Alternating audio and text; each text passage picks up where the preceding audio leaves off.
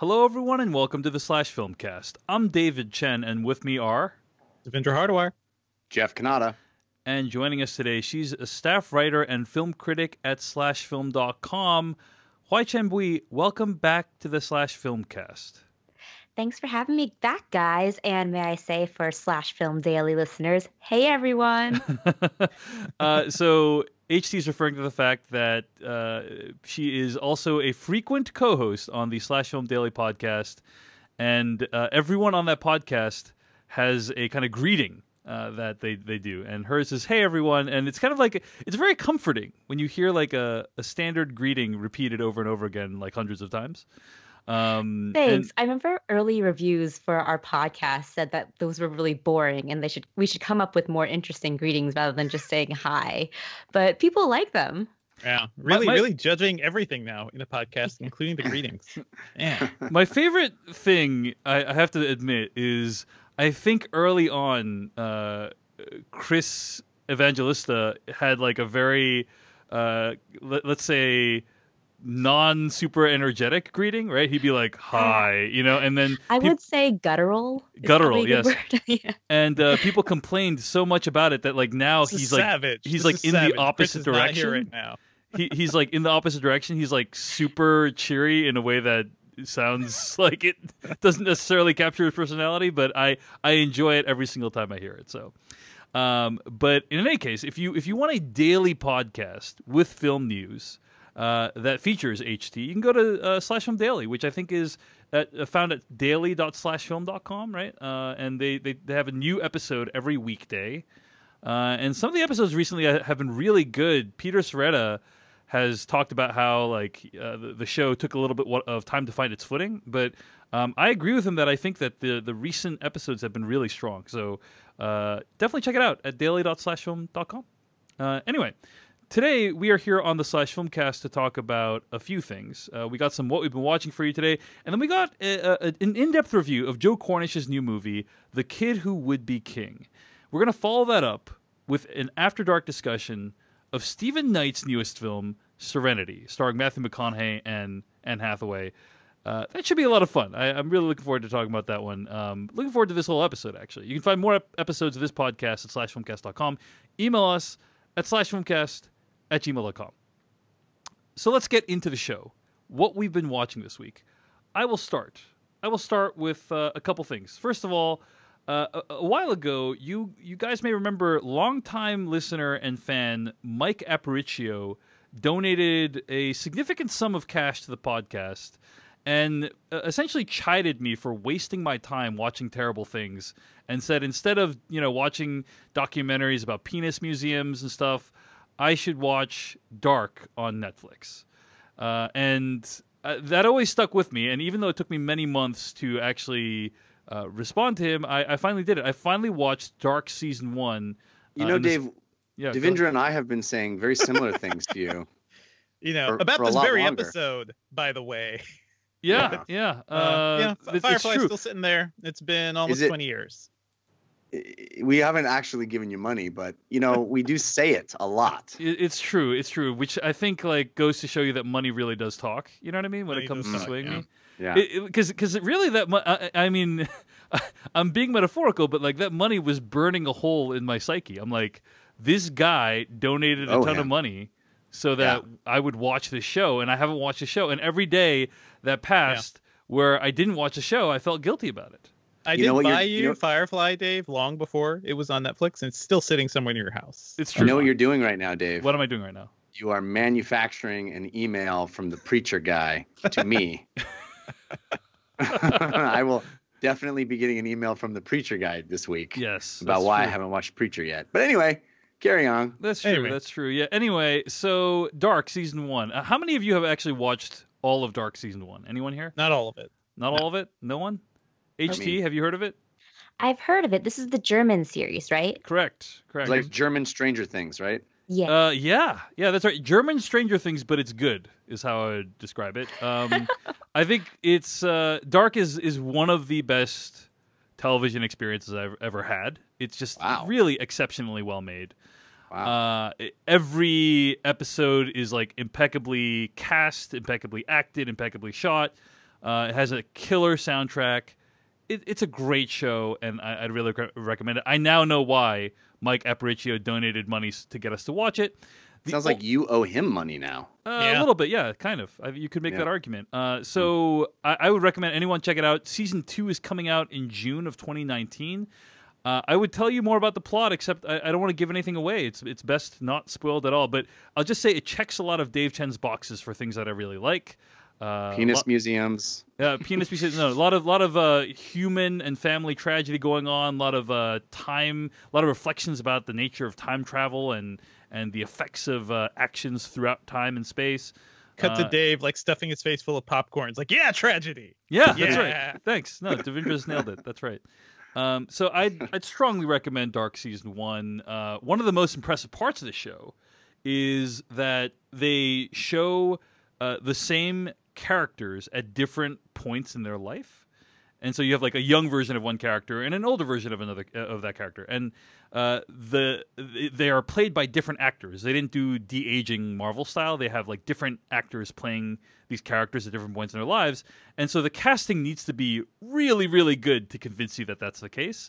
And in general, the casting is in fact very, very good. It's just like seeing the casting and how they pulled that off alone is really impressive. So I would recommend Dark. Yeah, Stranger Things, Twin Peaks. It's like a combination of those two things. And just like the cinematography, the mise en scène, it's all incredible.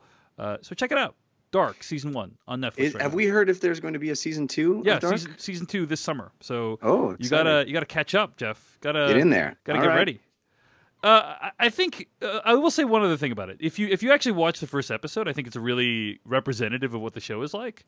One thing is that it does ask a lot of you. You know, like I know some people cannot watch Game of Thrones because it's too confusing, right? There's too many people and too many relationships and whatever. This is very much like that, where you got to keep track of not only all the people, but they're all related to each other in some way, and then you have to keep track of like the younger version of them, and then how those are related. You know, so it requires a lot of work of the viewer. In general, I think it pays off. I also thought that first episode, it is a little rough for me. Like that one didn't grab me. Yeah, I feel like I may have to give it 2 or 3 to really. I would say give it 2 or 3. If you're not into it by 2 or 3, I would say you probably won't ever get into it. But I think like I stuck with it. I worked at it. You know, there's like charts online and stuff that you can kind of like. It's one of those shows you have to work at. You can't just like sit and watch it passively. You got to read the subtitles. You got to pay attention to who's who. But in the end, I think in general it rewards you. I thought the finale was a little disappointing, to be honest. And I will say it's one of those shows that does not wrap everything up. So there is a lot open for season 2 to kind of take and run with. But I found my time worth it. I marathoned the entire 10 episodes in 4 days, and I thought it was worth it. So I'd recommend Dark Season 1. Check it out. Okay, I also had a chance recently to go see a live version of the Judge John Hodgman podcast. Have you guys heard of this podcast, Judge John Hodgman? Mm-hmm. It's a very delightful podcast where Judge John Hodgman and bailiff Jesse Thorne adjudicate not movie-related dilemmas. I'm thinking of the Slash Film Court, sorry. They adjudicate... I was like, they stole our bit! Yeah, they adjudicate dilemmas between friends and couples. And in particular, many wives and women, like women in a couple, love the podcast because it's often about the issues are often about guys doing dumb things, right? It's about like a guy who in a couple who's like very inconsiderate. King of Queens, the podcast. What'd you say? King of Queens, the King podcast. King of Queens, the podcast. Yeah, it's about it's usually about like guys needing to be upbraided or chastised by Judge John Hodgman, who does it with great aplomb and lots of delightful wordplay. And so my wife and I went to go see Judge John Hodgman, and a couple got onto stage to give their dilemma. And so I should mention that before the show, I had a chance to meet with Jesse Thorne because we know each other from the podcast world. And I hung out with Jesse and Judge John Hodgman, and it was a delight, and had lots of fun talking with them about Game of Thrones and other topics. And during the show, a couple went on stage to present their dilemma. It was a man and a woman, and the woman's dilemma was that her husband was too lonely and didn't make enough friends, and she needed him to make more friends because he was driving her insane, which I thought was like kind of a cold dilemma. But I was outside getting some fresh air, listening to the podcast through the double doors, right? Because it was very hot in the theater that night. And as they were talking about the dilemma, the theater is like 700 people at this point. It's like really hot. And John Hodgman says, like, what's your husband into? And he says, he was a film studies major in college, right? And they talk and they talk and they talk. And eventually Judge John Hodgman says, well, I bet we could make you a friend here tonight in this room. I believe David Chen from the Slash Filmcast is in the audience. Gasps went through the crowd as everyone turned to look for the David Chen that was among them. I heard in the hall, right? Like I was in the hallway. You opened the double doors. I flung open the double doors, and I was like, "Here I am, guys." Really, I was much more harried than that because we had not talked about that going on. But they got this crazy idea. They brought me onto stage, and they asked me if I would be this guy's friend. I'm so sad for this guy because knowing you just went, nah. Well, I said yes because this is a great story, Dave. I also want to say weird flex, but okay. So I got onto stage and they asked me to be this guy's friend, and I said yes. I will commit to hanging out with this guy once, and we'll see how it goes. That's not what friend means. I was about to say that's what friendship is. Apparently, look, guys. Look, that's already a lot. Okay, hanging out with an internet stranger once already, and we're gonna see how it goes. We're gonna see how it goes. It's true. As an adult, like I can barely hang out with the people I want to hang out. That's right. Thank you, Devendra. That's something. Thank you. Something.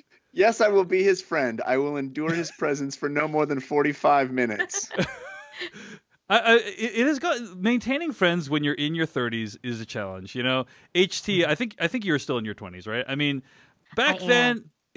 Everything's awesome, So rosy. It's you're so easy, hanging man. out with people. Yeah. When you get older, like people are my just wife, around.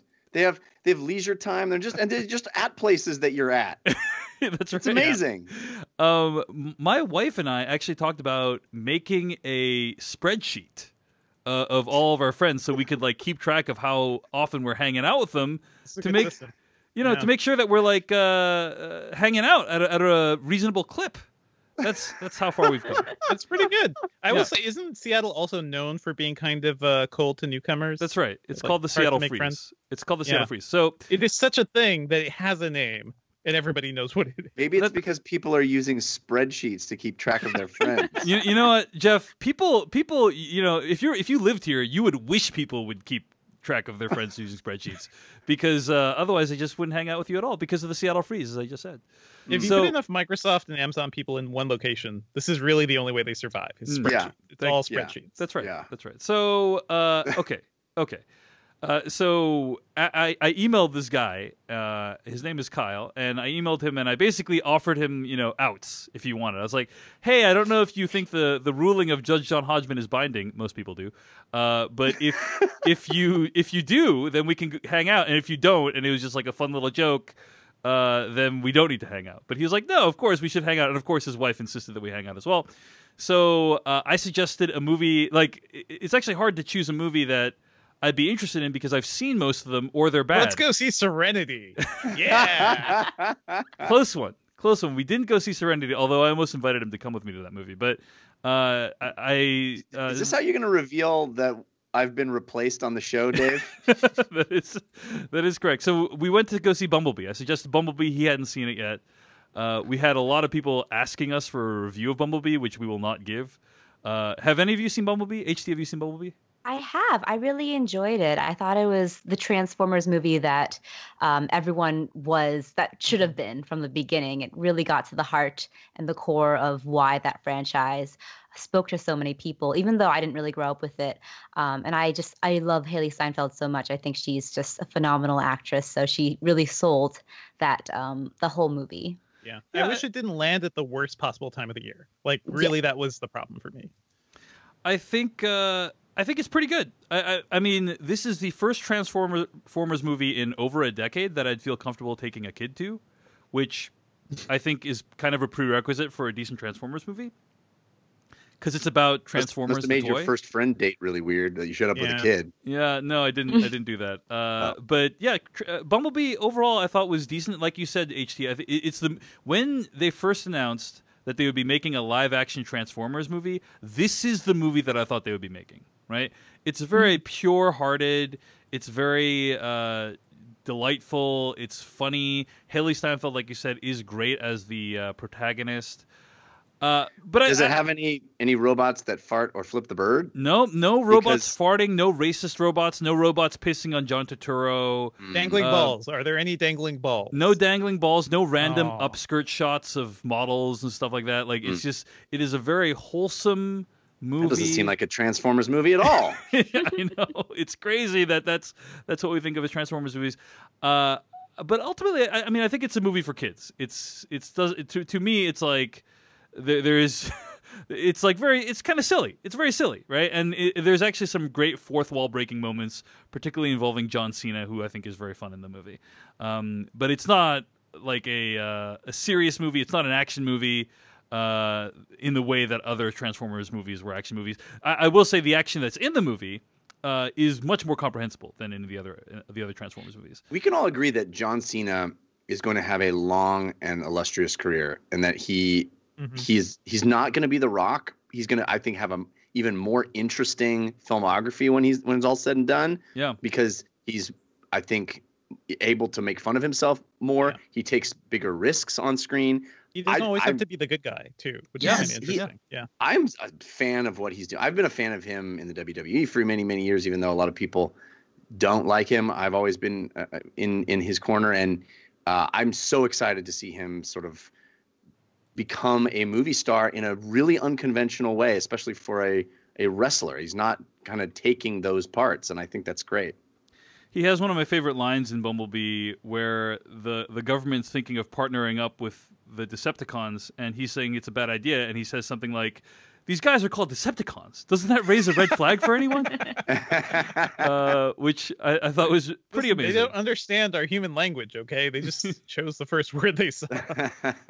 There is one scene in this movie, I tweeted about this when I first saw the movie. There is one scene in the movie that's really, really chilling. It happens very early on. And these Decepticons land on Earth, and they're trying to look for Bumblebee. And there's this couple that's been arguing. Like, they land like right in front of this couple, this wife and husband, that's arguing. And one of them just says, like, "Wow, Earth is so much more primitive than I thought it was," and then takes out his gun and vaporizes the man in the couple. Just like vaporizes him just because he can. Just because he can. Then they fly off in search of their prey, and the man and the wife and whatever, that situation is never referred to again. And it reminds me of like what would happen if an advanced civilization ever encountered humans, right? For real. Like, we would just be potentially completely irrelevant to their aims. So a chilling depiction of what first contact might be like in the movie Bumblebee. Anyway, on that note, so you're bearing the lead here, Dave. How did the date turn out? You know, are you guys is your friendship blossoming? Is there gonna be a second rendezvous? I found him to be a very charming fellow, and I think I'm gonna invite him to some more screenings, and we'll see how things go. So, was there Serenity round 2, right? Yep, Serenity round 2. That's right. How did the day end? As you left the theater, was there any post-movie stops to discuss? Yeah, we had dinner. We had dinner afterwards. Had a fun conversation. For real? He's an introvert, which is why it's challenging for him to make friends. And we talked about the Seattle Freeze, and I said, "Have you heard of the Seattle Freeze?" And he said, "Yeah, it's great. I love not talking to anyone." Which but he's also living the downside of it. Yeah. But it was good. It was good. We had a fun time. And more than that, Jeff, I can't say. I don't kiss and tell, So. But that is how I came to see Bumblebee, with a random person from the Judge John Hodgman audience. And that's what I've been watching this week. Devendra Harder, what have you been watching? Pretty good. Top that. Yeah, I can't really top that.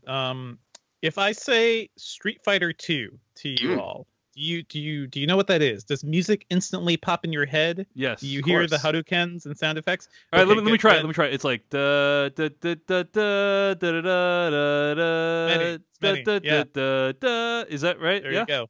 It's in our souls. So if you feel that way, then High Score Girl on Netflix is for you. It's an anime series set in the 90s about a kid who's obsessed with video games and discovers a girl in his class who's also obsessed with video games and is very good at them, probably better than him. And they form this sort of like rivalry that turns into somewhat of a romance thing. I saw this. It was called Ready Player One. I saw that. Oh, don't you dare! Don't you dare, Jeff. But it is a show built around 90s arcade and game console nostalgia. So it's a ton of Street Fighter. There's a ton of like all the SNK games, Mortal Kombat, and everything. It's a show that's rooted in all of that, but also explores this young romance, which I found really sweet and really heartening. And yeah, I just want to say, definitely check it out. Even if a romantic anime series does not seem up your alley, I think it's worth watching the show just to go back and see, see those things again. See like when people were amazed by Street Fighter 2, when Street Fighter 2 Turbo happened, when Super Street Fighter happened, and there were new characters, and seeing people being amazed at who you could play with. I think it really taps into that 90s nostalgia really well. And I like the romance part of it too. The characters all around are pretty great. It is one of those anime shows that I think may like put the girl on a pedestal to the point where like the show's called High Score Girl. The girl in question has literally no lines, unfortunately. She's just very good at video games and very quiet throughout most of the show. And the really rambunctious boy who's game obsessed does most of the talking. So that part kind of bugged me. It's very anime-esque.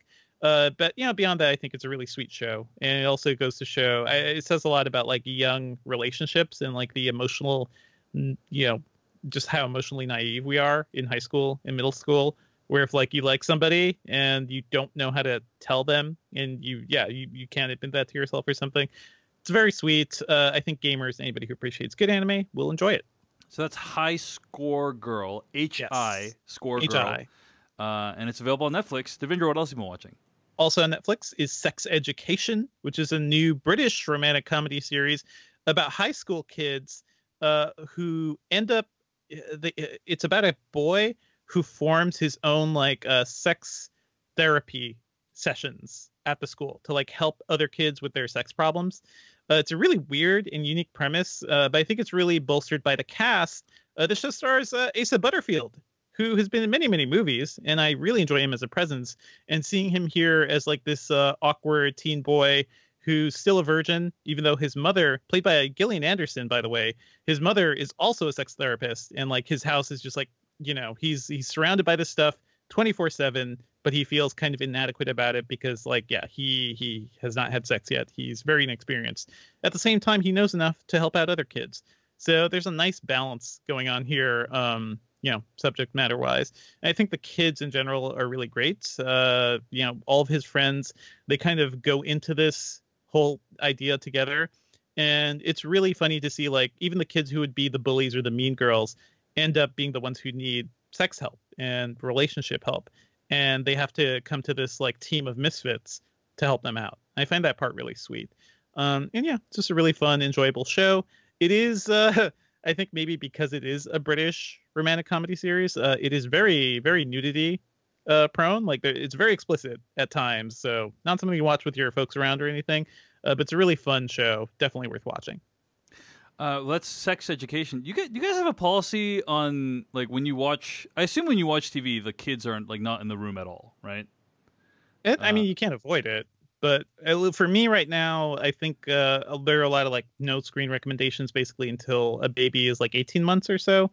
And do my best to like keep her away from that. But at the same time, when a baby is screaming and literally the only thing that will quiet the baby down is staring at, moving, images and flashing lights, then we end up watching a little TV together. It's fine.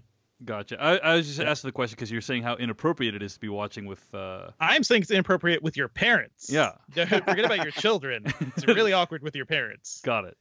Okay. All right. Well, that's Sex Education's on Netflix right now. And Devindra, what else have you been watching? Just a quick shout out to Good Girls, which is apparently an NBC show that I've never heard about. It is basically Breaking Bad with Christina Hendricks, Retta, and Mae Whitman.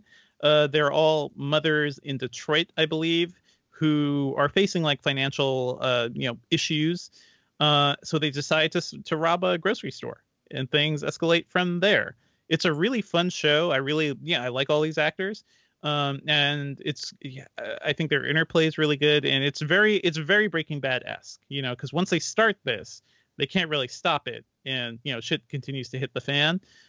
Really enjoyable. The first season's on Netflix right now. I had no idea the show was on NBC, but I believe that is the second season's either airing. Yeah, it's airing now too.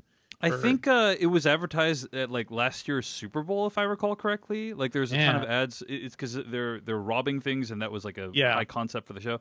So I don't watch those ads, so yeah. But it's so interesting to see how like shows are being rediscovered on video on demand now, right? Like a big example is the Lifetime original series.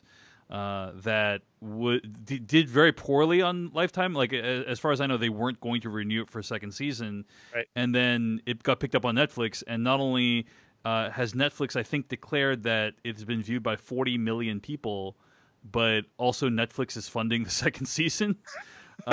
So, or as someone put it on Twitter, they're really drinking Lifetime's milkshake in this case. Yeah. I mean. That says a lot about the Lifetime stigma, but also, about Netflix's sheer powerhouse level as a media conglomerate at this point. It's pretty crazy. Yeah. Good Girl season 2, by the way, starts on March 3rd, so you have time to catch up. It's well worth it. There's never been anything on the Lifetime channel that's been seen by 40 million people. Yeah, it's I mean, not just Lifetime. We shouldn't pile on Lifetime, like many cable channels, right? So many cable channels, but Lifetime in particular has a certain stigma, I think, which they is not always unreal when they could have. Yeah, I would say yes. I would say yes, except I saw season 2 of Unreal. Yeah, HD, it was bad. and it's not good. And season 1 was solid though. Season 1 of Unreal season 1 was great. Yeah. Season 1 was great, and then it went very downhill from there. Hulu saved Unreal, didn't they? And didn't quite work out for them.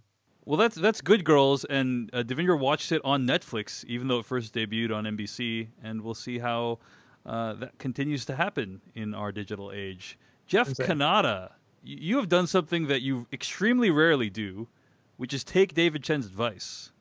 Yeah, you'd think I would have learned my lesson at this point, but but no, I still go back into the breach. Last week you raved about Escape at Dannemora, and it sounded like a show that I would love, and that my wife would love, and that we would love to binge. And it physically pains me to say so, but man, you were right. Nice. It is. It's a fantastic show. We're not finished yet. We're about halfway through.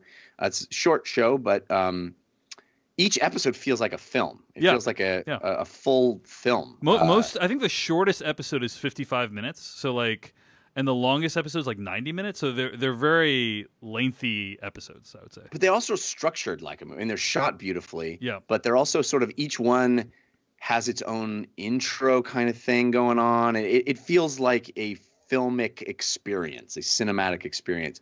So they're full meals each episode. And man, it's great. The performances are outstanding. Paul Dano and Benicio del Toro, but especially Patricia Arquette. Patricia Arquette. Oh my God, she's amazing. She's always amazing. She's just always great. But this show in particular, she really is just free to be ugly and despicable and sort of not a good person in this show. Right. Yeah. Not a good person. Yeah. But very believable, very real. I mean, this is a true story. They're playing real people. But I have not yet gone to kind of see if there's a likeness that's comparable. Yeah. I haven't looked up the story. Here's a pro tip. Don't Google real life people of shows that you're watching that are based on real life things, because it will almost certainly spoil it. Like, right. I'm not literally the Google autocomplete will spoil what is going to happen in the show. So don't do that. But it's phenomenal. It is beautifully shot by Ben Stiller directed it each episode, and I'm suddenly in awe of his directorial talent. It's really like felt like it came out of nowhere. Like we've seen him direct things before, but this is like of a order of magnitude more difficulty than I feel like anything he's ever done. And such daring choices and really allowing the actors to sort of flourish in ways that you don't normally see in television shows like this. It's really good, and also kind of makes your skin crawl in a lot of ways. I mean, just wait, Jeff. Just wait. What? Just wait. Oh God. My wife and I are watching it together, and I want to put this in a way. I think this is a public service announcement. If you're watching a show with your significant other before bed, and you're hoping to have some special intimate time afterwards, do not watch this show. Do not watch this show. I like our new recommendations. Don't watch it with your parents. Yeah. And, don't watch it with your kids. Yeah. Being intimate will be the furthest thing from either of your minds after watching it. It makes sex kind of disgusting on every level.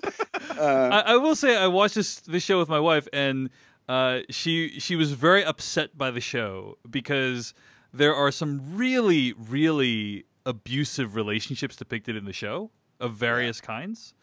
And she's just like, at numerous points she turned to me and was like, "We're not like that, right? We're not like that, right?" I mean, it is really an upsetting show. So good advice, Jeff. Yeah. Good advice. I'm glad you seconded that.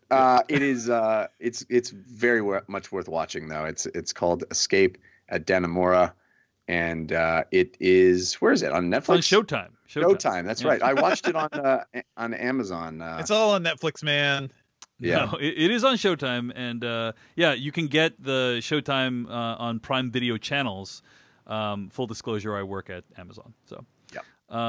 But that's how I watched it, and it was a pretty good experience. So the show is Escape at Dannemora. Check it out. Huai Chen Bui, what have you been watching this week?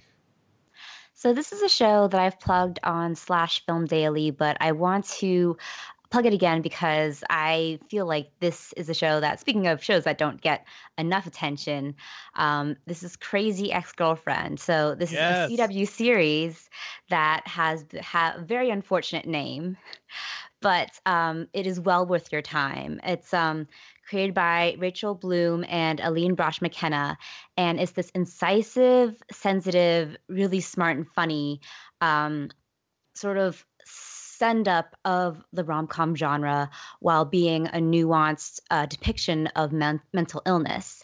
And it's also extremely hilarious, and it's a musical series, which is something that I know either turn people away from it or people are not aware of it completely.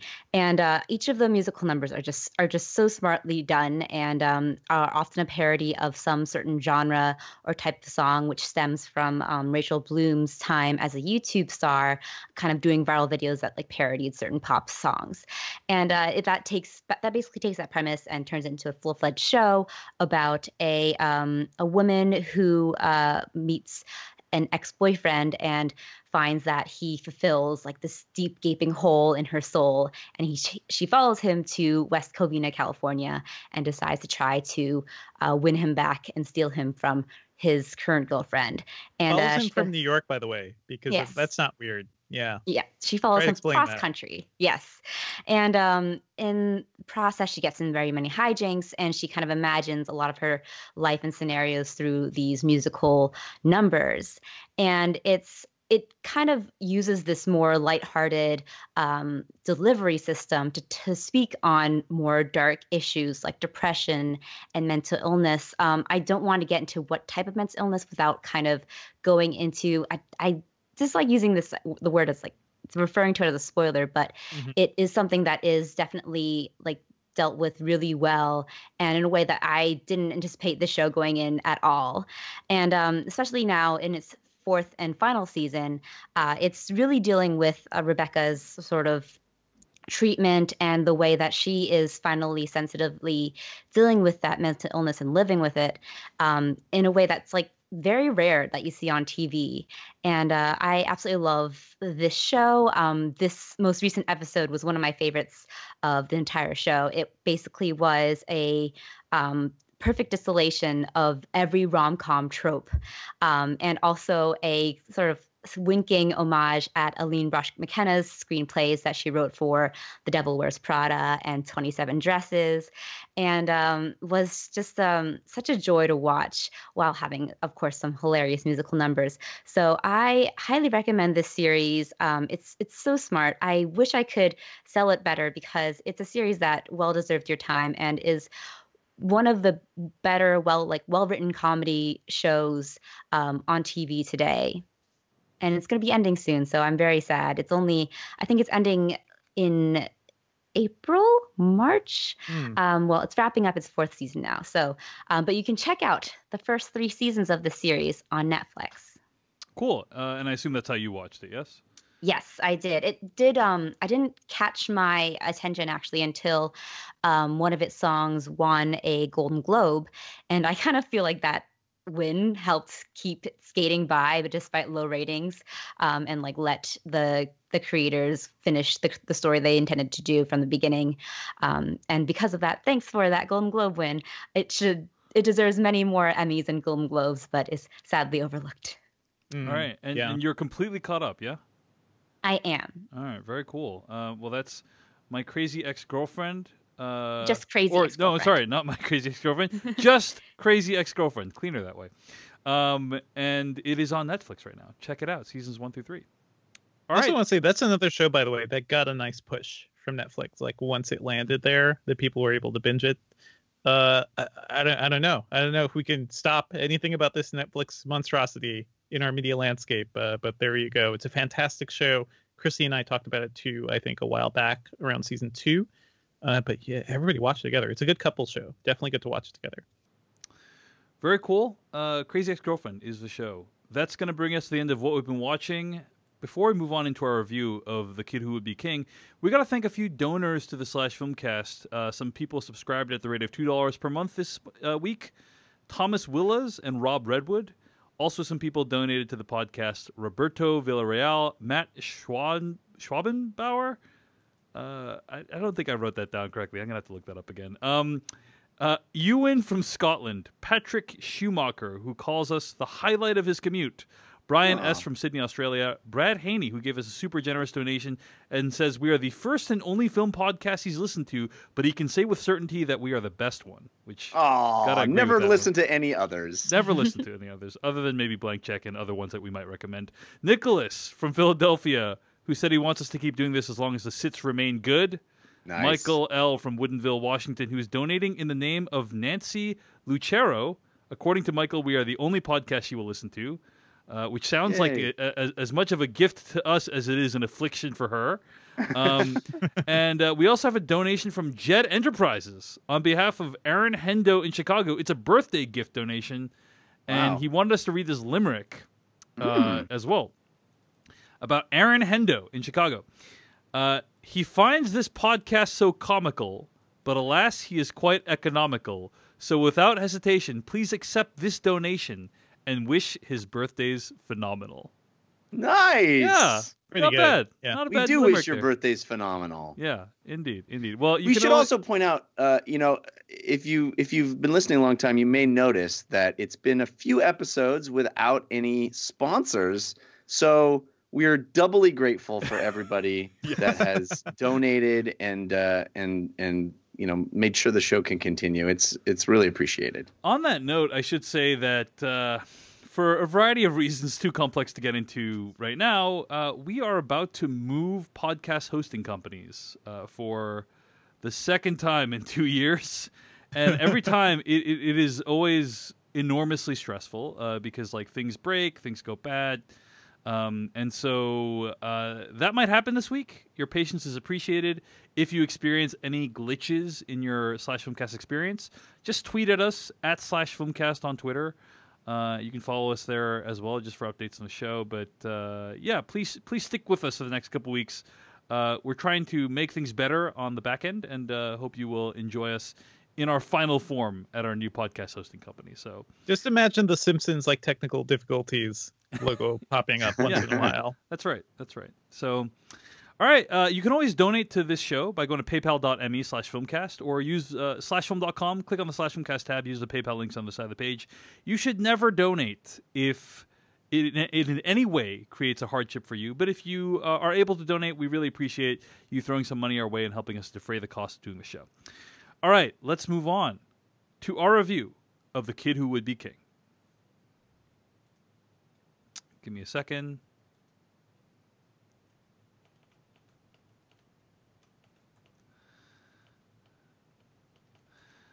Okay.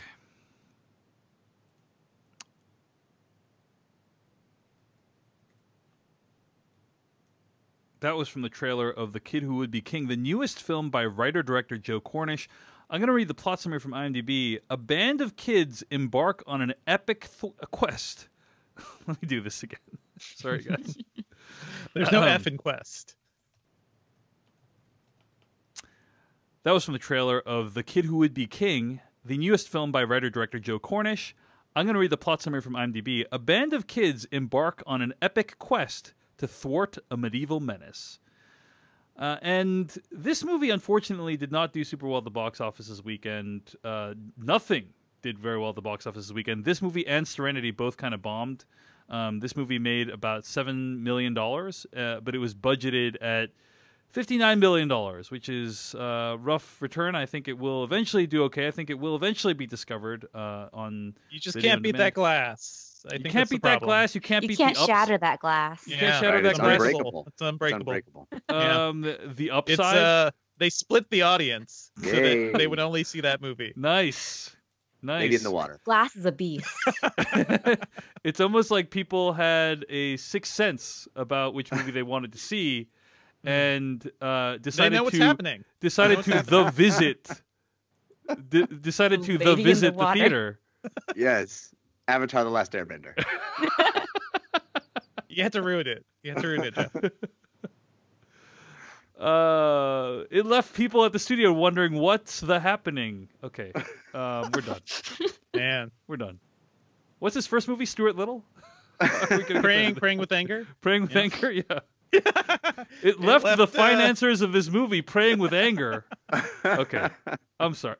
That's inexcusable. It's pretty good. Okay. So, movie didn't do so well, unfortunately. Let me ask you this before we get started. HT, were you a fan of Joe Cornish's last movie, Attack the Block? All right, I have a confession to make. Oh, no.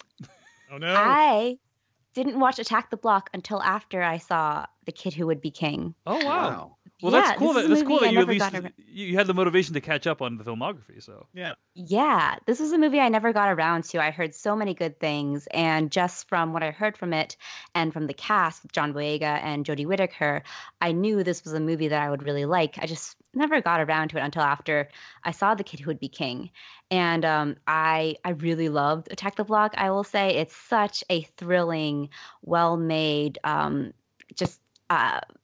jolt of energy, and what a great directorial debut.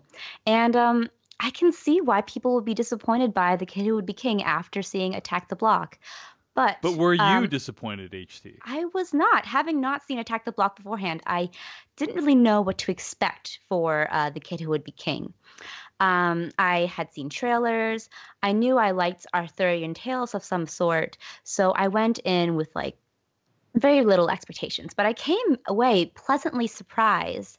This was just kind of a perfect family film. Mm-hmm. I really enjoyed how this film managed to capture the essence of 80s movies and that 80s kid adventure movie, like The Goonies especially was something that I got. I felt a lot of similarities could be drawn to, and other Steven Spielberg, Amblin films, and without being set in the 80s, which is something that I think was even more impressive than all the other nostalgia grabs that we've had, where Bumblebee was something that was set in the 80s and it had that 80s feeling, and that was great because it embedded us in that time period. But I feel like The Kid Who Would Be King was something captured that spirit without just appealing to our base nostalgic instincts. Looking at you, Super 8, straight at you. Wow. Wow, I'm glad I'm not Super 8 tonight, Devindra. Yeah. Well, I'm glad you liked the movie, HT. My question for Devindra, what did you think of The Kid Who Would Be King? Yeah, I absolutely love this movie, mainly for everything HT said. I think a good kids movie, a kids movie that is both thrilling and exciting and maybe a little scary, is kind of a rare thing to find these days, especially in terms of live action. I think we're getting more of those when it comes to like CG movies, especially the like Lord and Miller films. But like a good live action kids movie, it just feels like a rare thing. And I had very little hope for this movie, honestly, at first when I heard the premise, and then I heard it was Joe Cornish, and I saw that trailer, and I got a little excited, I have to say. And this movie reminded me of seeing, The Goonies for the first time. Reminded me of all those 80s films. Honestly, The Goonies isn't even the one that's the touchdown for me. For me, it's really Hook, which is a movie that I know a lot of people don't like, but if you grew up with that movie, you fucking love it. Like that's it. That is a movie that you completely adore. And I think this just hits all those notes. It's a great adventure. It's a movie about, it's telling, I think there's some great emotional beats here about a kid who's, having a hard time just going through life, being bullied. He's not sure where his dad is, and he's like, he's just unsure of himself and where he is in the world.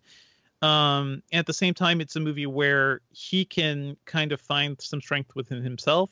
He can work together with the people who are bullying him and beating him up, and find some common ground there, and just save the world. And I think that's really exciting and really fascinating. I think it handles all these plot points really well. It's also a really fun spin on the whole Arthurian legends, in the same way that I think Hook is a really good remix of the Peter Pan stuff. Secretly, this movie, I guess, is also a weird Excalibur sequel, thanks to Patrick Stewart, sort of, kind of, maybe. I never realized that, huh? Yeah. I love Excalibur. That is one of my favorite films. I remember watching that movie when I was a child, and just that is not a kid's movie. That is not a kid's movie at all. That movie is violent and weird and like sexual in ways that my childhood brain could not appreciate. But I definitely knew something cool was going on in this weird punk rock of a movie. This, The Kid Who Would Be King does not have that, but I think it's really genuine, very pure in terms of what it's doing for kids' movies. Loved everything about it. Cast was great. Great to see Patrick Stewart having a little fun here. It is not, I could see if you're coming at this after Attack the Block and you want another, like maybe something with kids that has a harder edge to it, that's more for the PG-13 crowd. This is not that movie, but I still think it's a lot of fun. There's some scary moments here. I think that there's some creature design that's really well done, including Morgana. And at times, like this little movie about kids going on a King Arthur legend starts to evoke like Lord of the Rings, especially in terms of those really long helicopter shots. You really get the sense of adventure here. There are so many references in this movie to other epic fantasies. I kind of loved eating all that up too. So yeah, love it. Can't wait to see what Joe Cornish does next. Jefferson Kanata, so curious what you think of The Kid Who Would Be King. Well, Dave, I guess you could say my feelings about this movie are best summed up in the form of a limerick. Could you say that? Mm-hmm. I can't say this movie rocks, but there's also not much to knock. If I was 8, this movie'd be great. It's just no Attack the Block. Nice. Well done. Thank you. Well done. Yeah. So I'll echo a lot of what has been said. I just came away from it a little less enthusiastic than everybody else. This movie's fine. It's fine.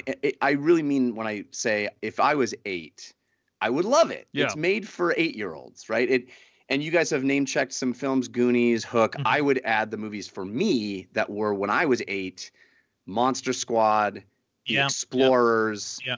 And those movies, I have no doubt that if I saw them today for the first time, I wouldn't feel about them the way I do because I saw them when I was 8. And that's kind of the thing. It's kind of unfair for me to hold this movie up to how I feel as a full-grown adult because it's really about the imagination of a child. Never-ending Story is another. This movie references that in a way too, about love of books and sort of that kind of thing. And I think it does everything pretty well. I mean, I think the movie's a little longer than it needs to be. It has kind of a false ending, and it keeps going for another like half an hour after that, which is like, it made it feel a little long for me. But it's kind of, it wears its heart on its sleeve. It's not afraid to be a little hokey and a little goofy, and it actually has a lot to say about the world right now. Yeah. Yep. That I applaud it for. Like, Joe Cornish decided he was going to talk to kids about what's going on in the world today and make something aspirational and inspirational about being a good person in a harsh world. Yeah. And it's an anti-Brexit movie for kids. Yeah, it's an anti-Trump, anti-Brexit, anti-harshness and selfishness and might makes right kind of movie. Yeah. And I right applaud up it Jeff for that. Kanata's alley, basically. Very much so. And like I said, if I was 8, I would adore it. It just 8-year-old Jeff Kanata would be like, "This is about Brexit." I get it now, Mom and Dad. 8-year-old me just hated Trump. Even then. That's true. I also he saw Trump in Home Alone 2 and was like, "F this guy." Yeah. Never again. Who is No a schmuck? Anyway. Jeff, to what you're saying though, like this, I do think this movie kind of holds its own against a lot of the '80s movies because compared to like The Goonies, I don't think The Goonies is a good movie, and The Goonies doesn't even hold up for me. I could say the same about Hook. I think this movie on a quality level does a lot more than what those early movies did. Like it's not just through a kid's eyes. I think like qualitatively, the writing, the direction, like so much of what is going on in this movie feels a whole other level better.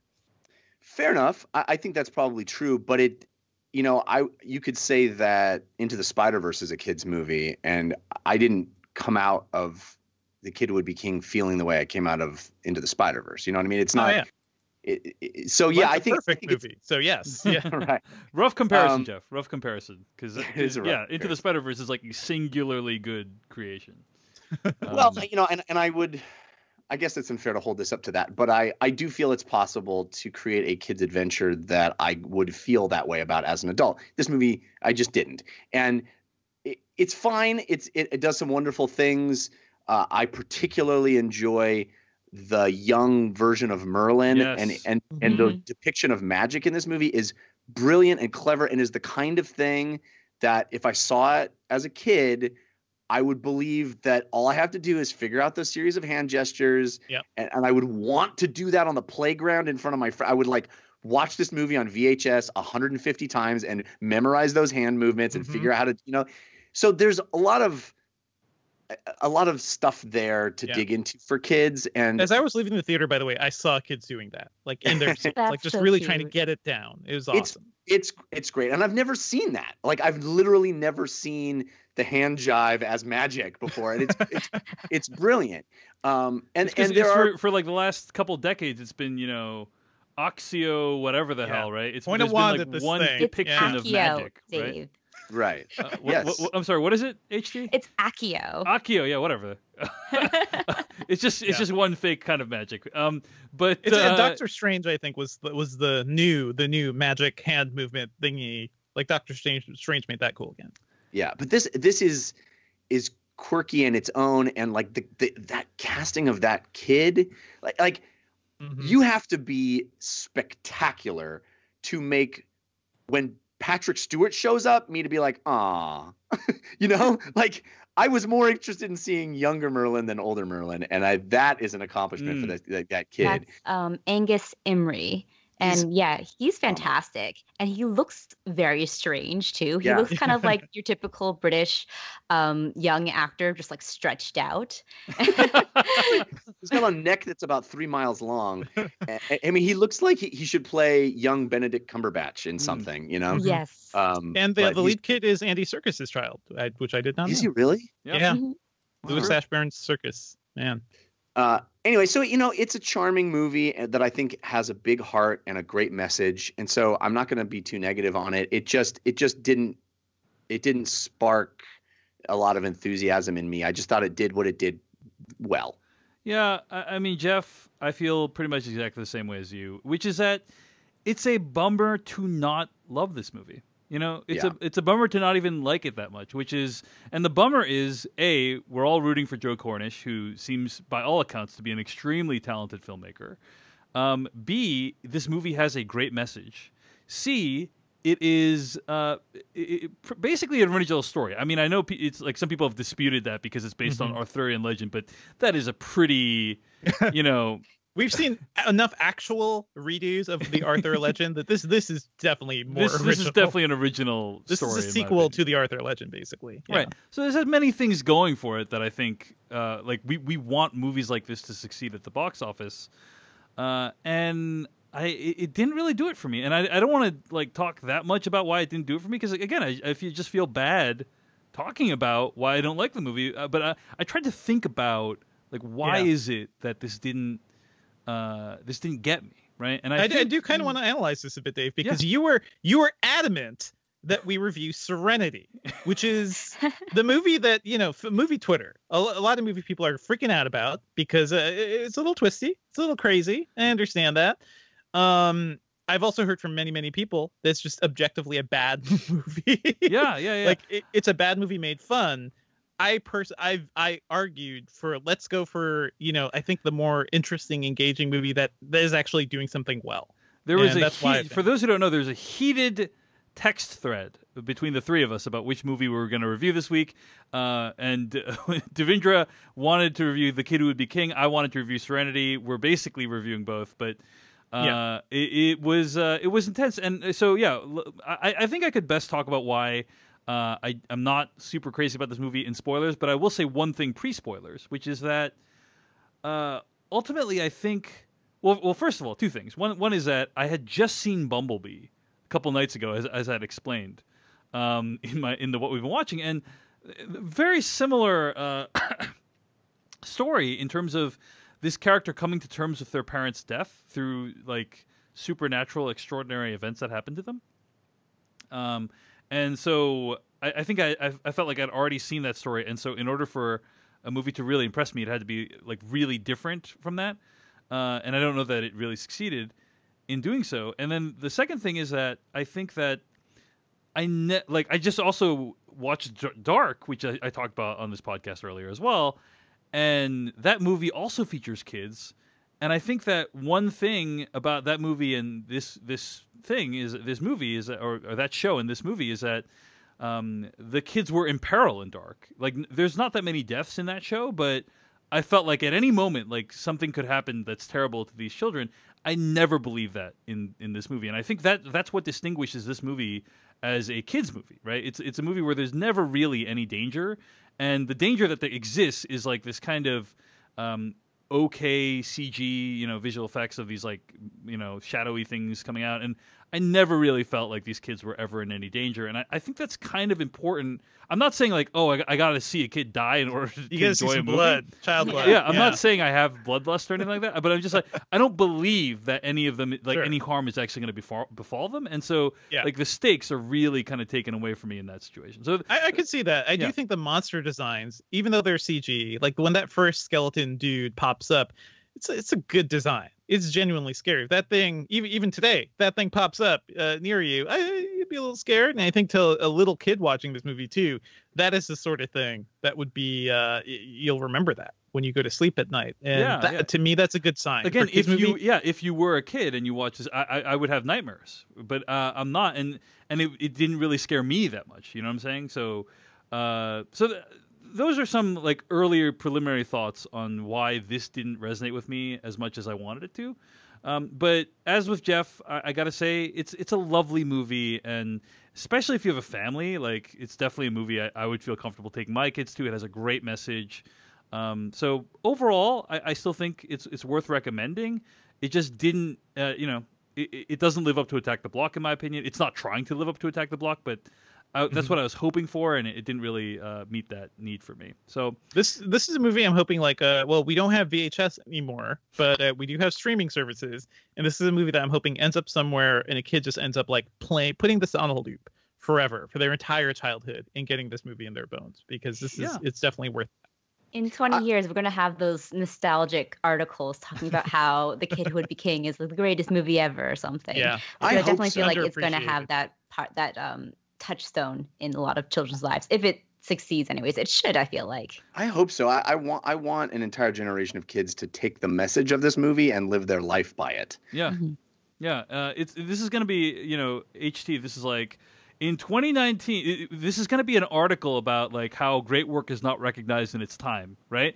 Because we're going to be reading an article about how in 2019, The Kid Who Would Be King bombed at the box office and Green Book won Best Picture. And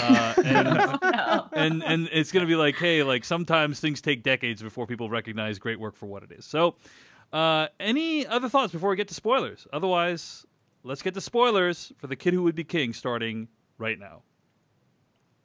So I have to say, I had a really bizarre feeling watching this movie that this is the first movie I've seen in an extremely long time where you could excise the final 25 minutes of the movie and nothing would happen to the movie. Like, it would arguably be a better film if you just... I totally agree. Yeah. As much as, like, everything that happens in that thing is the most fun stuff, it also doesn't need to be there. The movie at that point has already made its point and done it like pretty well. And I'm just like... That is the whole finale sequence, like banding all the kids with together. The school, yeah. It's the whole point. It's the whole point of the story of coming together to save the world, guys.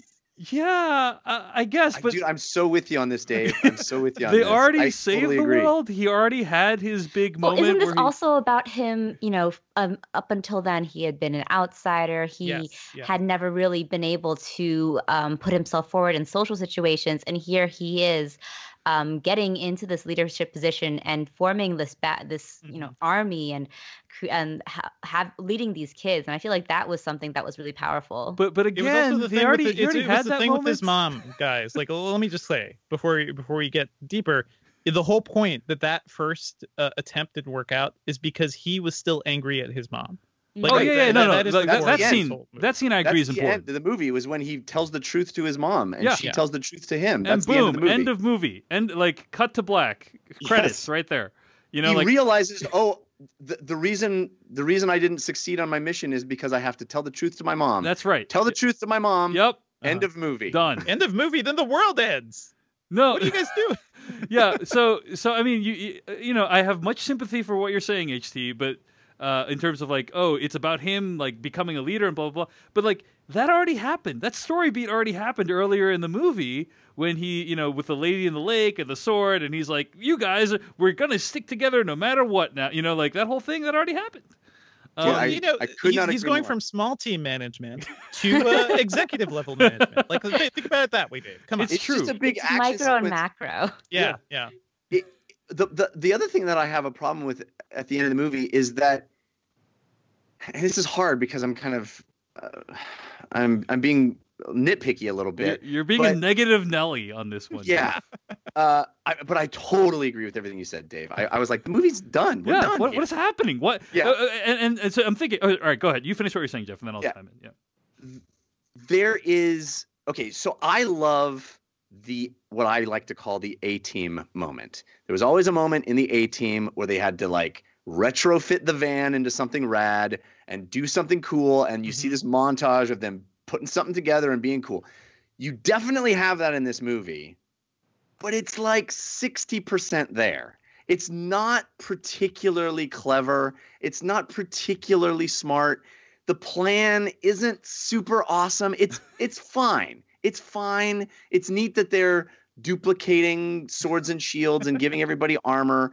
The armor looks all... little kid figured out the duplication magic. Did you clap? Come on. No, but again, earlier in the movie, it paid off already. We didn't. It pays off twice. But you guys, I have to sit back and ask, like, where did the joy in your hearts go?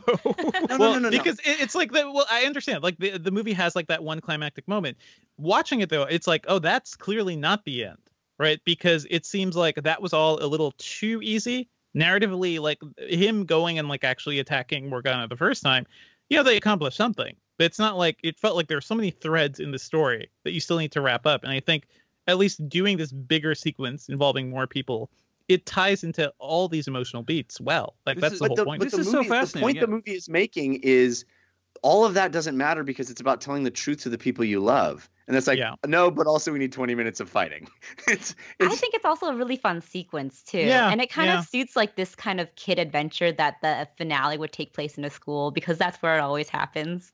But the point I'm trying to make is that I don't think that it went 100% to that. Like yes, if you're gonna do this cool sequence in a school and you're gonna A-team it up and be clever, go 100%. What were the ideas that they came up with? I loved the cars with the park benches strapped to the front. That's awesome. Mhm. But everything else is like, there are way. If you sat me in a room with a whiteboard and said, come up with 15 ideas of what little kids can do in their school to defend it, I think all of us could come up with really awesome ideas. And this movie just like, it just kind of skates by on a few. It just didn't go. It didn't earn its extra 25 minutes with enough cool for me. Well, that was so. This is fascinating, right? Because Jeff and I feel exactly the same way, and Devindra and HT feel the same way, which is that the ending was justified. For me, I was thinking, okay, I'm already like, packing my things. I'm getting ready to go. I'm like, you're ready to leave this movie. This was a fun time, guy. This is a fun time. A great time was had by all. Time to go. And then I realized, it's funny. Like I had looked up like the runtime of the movie before I got there. I was like 2 hours. Huh? That's weird because it's 1 hour and 30 minutes in, and the movie's already over. So they must have gotten the runtime wrong. And then this then is it's not like the first movie to do this, guy. Then it's like, oh my gosh, there's a whole additional act left. And you're making this sound like this was completely out of nowhere. I felt like Devindra was saying, it felt like there were threads to be tied up, and that it was an anticlimactic ending, and it needed to have some sort of big hurrah at the end. So I was thinking to myself, like, okay, there's two ways this movie can justify adding another 30 minutes to this runtime, right? One is if the kind of emotional arc of the character is in some way further fulfilled by what happens here, or some of the characters are further fulfilled by what happens here. Another thing is if what is occurring is so cool, right? They're so like technically brilliant that it's like, okay, even though it wasn't necessary from a character perspective, it justified it. Like, here's a good example of what I'm talking about in that category. It would be like The Raid 2. You know what I mean? Like, where there's like 30 minutes of extra action sequences on there that like serve absolutely no character purpose, but it is so well done that I'm just like in awe of the virtuosity of it. Except it doesn't mean much. Like, I like that movie too, and I wish that movie were shorter, or at least I wish the action meant more. Yeah. Whereas in this one, like the whole sequence, guys, is him reckoning with this mistake he made too. Like, literally, his one thing of being like still being angry at his mom, not telling the truth to his mom, put the entire world in peril. This is the cost of that. This is like you have to go and fight to get it back. It's not just saying, sorry, mom, we're cool, we're good, the world's all right. No, it's like, oh, I fucked up. I have to. This is what an apology is. This is like, I have to gather the troops. I have to like do something and show an effort to really like, show that I'm sorry, basically. I disagree, dude. I'm sorry, go ahead, HT. Sorry. Well, I see what you're saying about having a technically cool and awesome sequence that would just be like pay off having the extra 20 minutes. I do think that would go against the character of Alexander, Alex. Mm-hmm. And because he's always been kind of the underdog. He's not someone who's like amazingly brilliant or technical. He just kind of scrapes by through his heart and his friends and like whatever he can do. So I feel like this was something that was realistic in the sense of like who this character was. Yeah, I'm not saying like he should be like an amazing swordsman and have a big fight or something like that. I'm not saying that. I'm just saying like what I'm talking about it from a filmmaking perspective. Do you know what I mean? That there's something in there that is so unique and so interesting that I want to keep watching, and I just don't think it met that bar for me. I mean, I think that it was more of the same, more of what we'd already seen that didn't really serve, in my opinion, an additional purpose. But Jeff, I was waiting for you guys to be like, the main plot hole here is how are all those kids learning how to use weapons and wear armor in like 10 min's? Like, that's what I was sitting here waiting for, not this. But okay, here's one shot in the final sequence that was really interesting. Was there's this very chilling moment when like Merlin hypnotizes all the teachers and he's like, I need your keys, right? And they all kind of like take out their keys with like dead eyes and like hold them out. I was like, wow, that is a creepy shot. So, but it's like that kind of stuff that I'm like moments like that I'm looking for when you, in my opinion, extend a movie past its necessary end time by 30 minutes. I know we disagree on whether it's necessary or not. Jeff, you were going to say something earlier. Well, I also think that a lot of the fun of this movie is modern times versus medieval times, right? Mm-hmm. Which is why I loved cars with, park benches strapped to their hoods and slamming into the horses. I was like, yes, that's what this whole sequence should be, is these kids using what they've got in their own time in this place that they know better than anybody else because it's their school, and all of the things about school that you could use to have the advantage.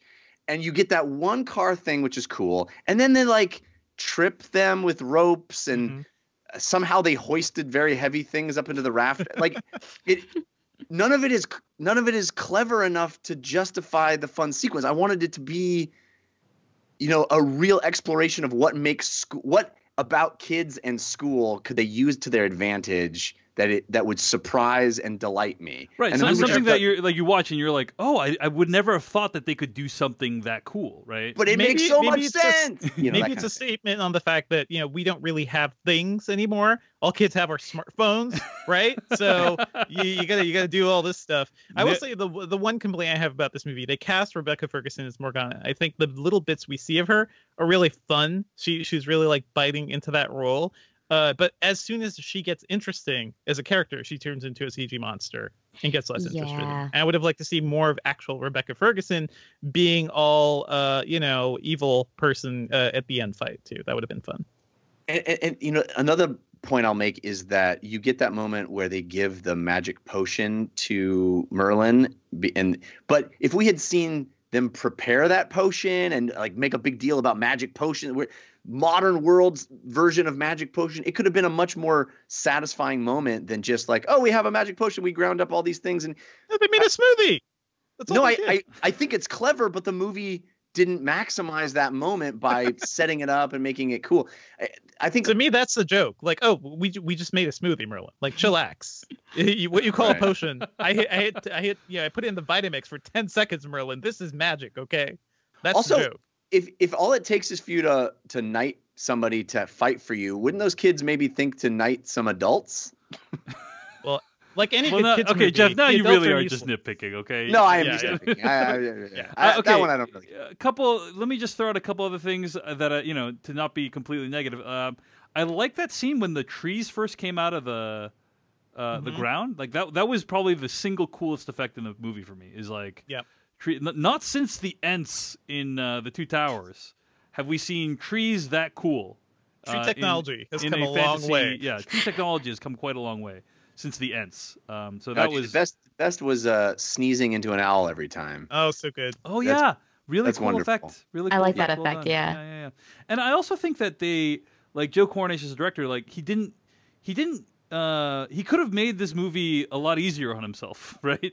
But he didn't. Like there's scenes of the kids riding horses, and and they need to like climbing mountainsides. On mountainside. They need to like convincingly pull off that effect, and so I thought like I appreciated the ambitious scope of the film. So I just want to say like go ahead, Jeff.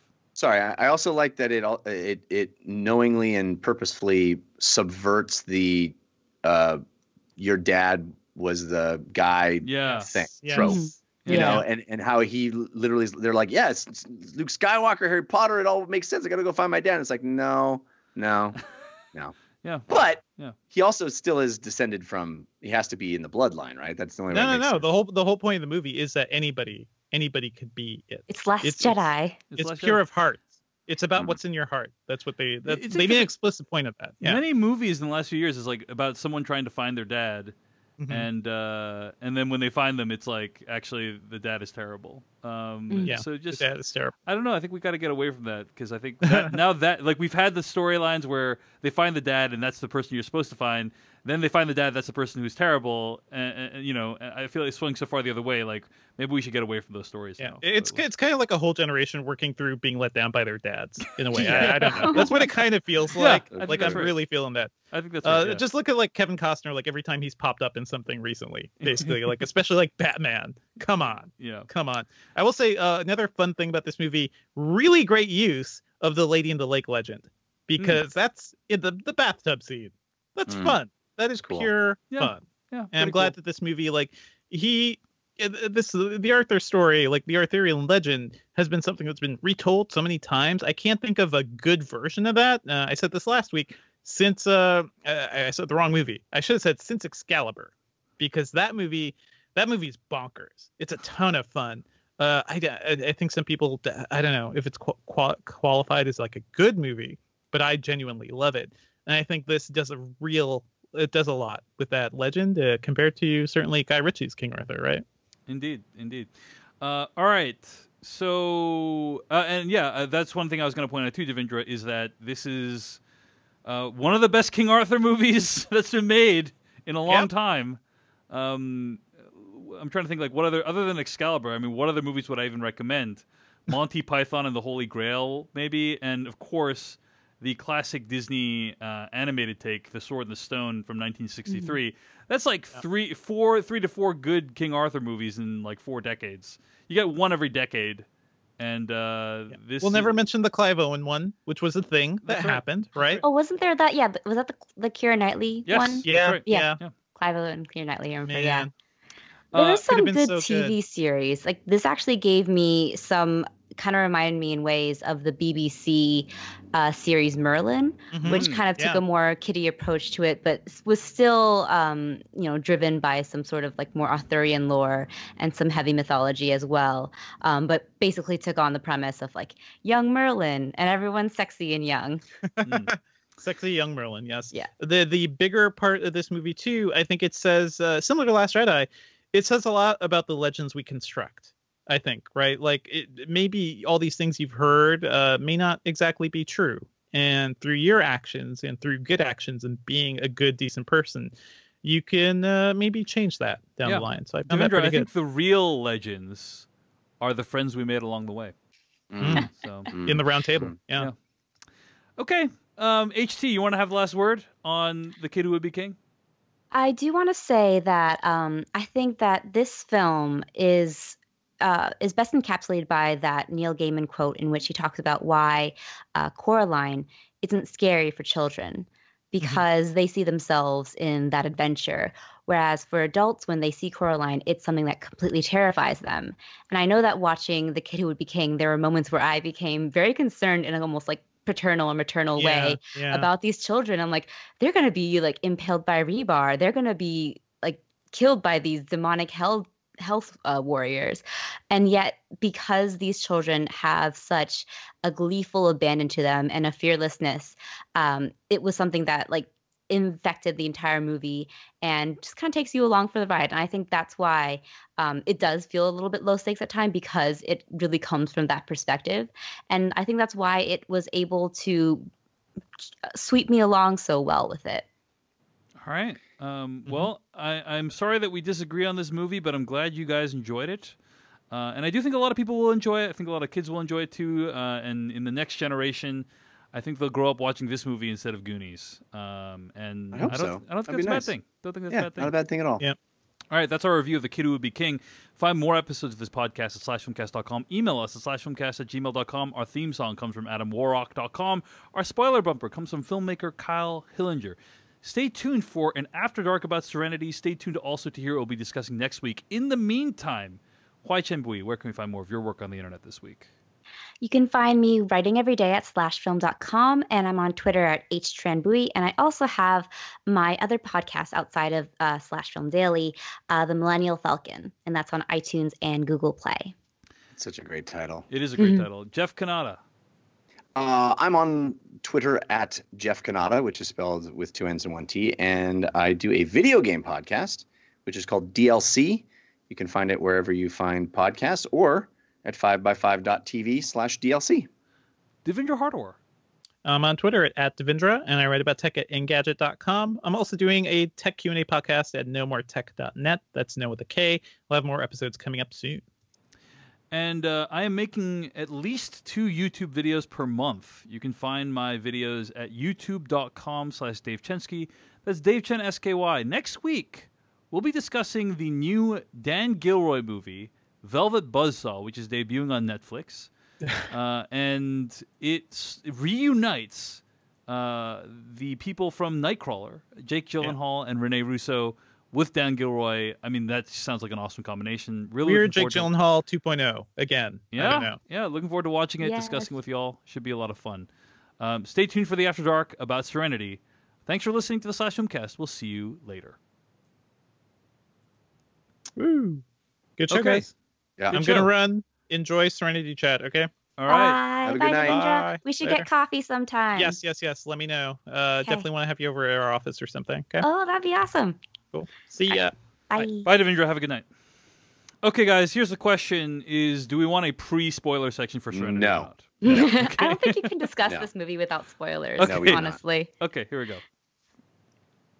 Welcome to the Slash Filmcast After Dark, and we are going to use this time to discuss Stephen Knight's new film, Serenity, starring Matthew McConaughey and Anne Hathaway.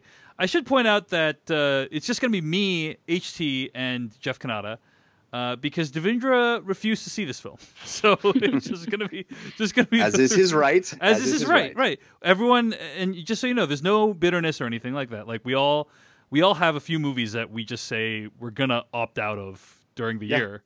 Everyone gets And a few. honestly, I don't blame him. nor I. I also think we should say right here at the top that, at least from me, there will be more swearing than normal. So if you have kiddies, Yeah. they should not be around to listen to the show, right? Yeah. This part of the podcast. Just public service announcement. Okay, and we've also said that we basically can't. You really can't talk about this movie without spoiling it, right? Right. So, I mean, before we get to spoilers, let's just say, like, would you recommend people see this movie, right? Like, the basic question, No. and then we're gonna get to spoilers. Jeff No, Kanata, you're a no. No, I'm hoping that our discussion of this movie will be a stand-in for people seeing it. So Okay. What I would like our goal to be is to step through the logic of this movie, Yes. such as it is, and make people understand why there's just no reason to go see this movie. But also, Dave, I did write a limerick for this one. Would you like Okay. to hear it? Go ahead, hit us. Ready? What the fuck is going on with this movie? What the fuck is going on with this movie? As I sat in my seat, I could only repeat, what the fuck is going on with this movie? You know, that's not your strongest work from a rhyming and wordplay perspective, but It rhymed. It all rhymed. it all rhymed. That's right. There's no approximate rhymes there. Those are definitely rhymes. Yeah. HT, would you recommend? I would say if you could see this either for free or if you have AMC A-List or some other ticketing A-list, service. baby. A-list. Yeah.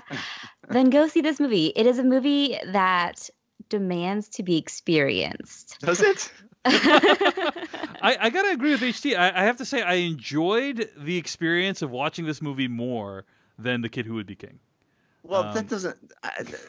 Really? You enjoyed? Okay. Okay. But So at the same time, I do want to say I don't know if like knowing the spoiler and knowing that there's a twist for this movie, or even knowing just like the insanity around this film will take away from that experience. Like if you know going in, will that take the wind out of the sails?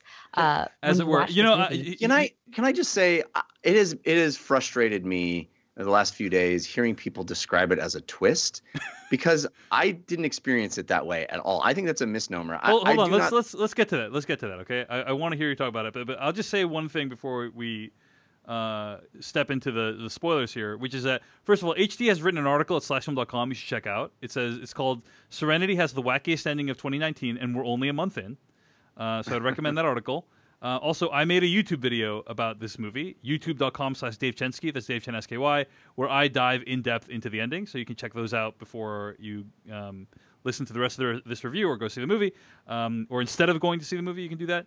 And I'll also say that I knew there was a quote-unquote twist, and it did not impact my enjoyment of the movie at all. So I just don't think it's a twist. yeah. Okay. They, So we're spell it starting out through spoilers the now. whole movie. We're starting spoilers for the movie right now. Okay. I wasn't going to say what the twist is. It's cool. I'm just saying that it's not like this M. Night Shyamalan moment of revelation. It's spelled out through the whole movie. I mean, isn't that what a disagree twist with you, is, Jeff. though?